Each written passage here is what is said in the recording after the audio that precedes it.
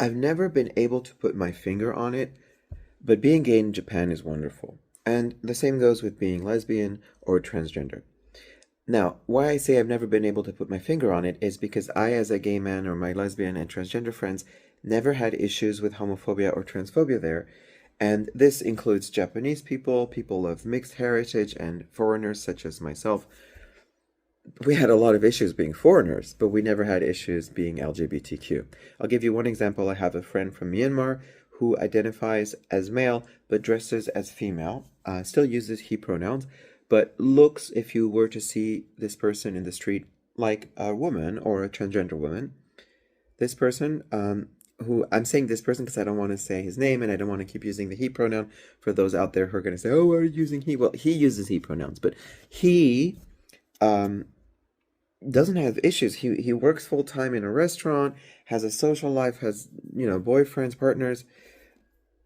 No one bothers you. And I think what it is Japan has a very big live and let live feeling. Now, you might think, well, no, I've heard everything opposite. I've heard Japan is a conformist society. It is in the sense that everyone has to conform to certain manners. But if you are a person who has good manners, being LGBTQ in Japan won't be a problem. Now, there are limits to that in that at work, you need to conform to what your work wants you to do. Now, I happened to be a teacher, so I didn't come out to my students because that is not something that's appreciated in Japan, no matter what you come out as. And that includes like telling your family or telling your kids in your class about your wife or your husband. Whether you're straight or gay, you just don't go there.